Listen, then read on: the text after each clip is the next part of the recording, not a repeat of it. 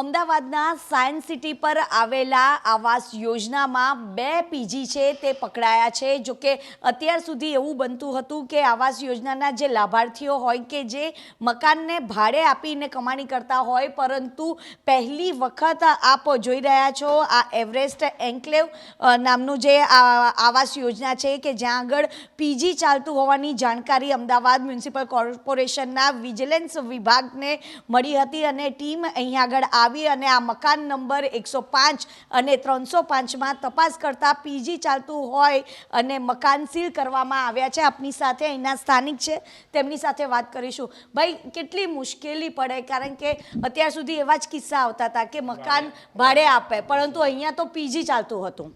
PG ચાલતું હતું એનો કોઈ ખ્યાલ નહોતું અમને। આ કેટલા ટાઈમથી પીજી ચલાવે છે અમને કંઈ જ ખ્યાલ નહોતું। હવે આ તો કાલ રાત્રે જ ખબર પડી કે અહીંયા પીજી ચાલતું હતું, પણ સારું કર્યું આ તમે પકડ્યા ને એમને સીલ કર્યું મકાન, સારું કામ છે। અને આવી રીતે ના ચલાવવું જોઈએ પીજી।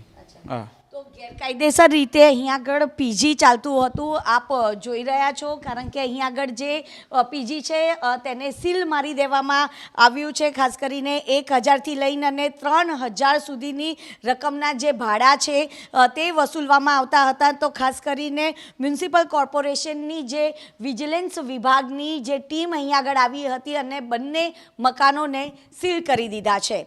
કેમેરામેન પ્રદીપસિંહ સાથે રાજલ બારોટ, એબીપી અસ્મિતા, અમદાવાદ। અમારા ફ્લેટની અંદર લગભગ 2 લમસમ પીજી ચાલતા હતા। એની વારંવાર લેખિત રજૂઆત સભ્ય દ્વારા આપવામાં આવેલી હતી।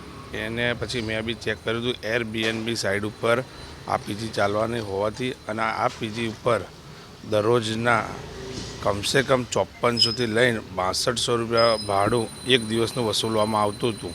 એરબીએનબી રોજ નવા આવવાથી રોજ અલગ અલગ માણસ આવે, સોસાયટીની સિક્યુરિટી ના રહેવાથી કોઈ છોકરી આવે એકલી રહે, કોઈ છોકરા આવે, અમારા અલગ કપલ આવે અને અહીંયા શું બધા ફેમિલીવાળા મેમ્બરો રહે છે, એના માટે તકલીફ થતી હતી।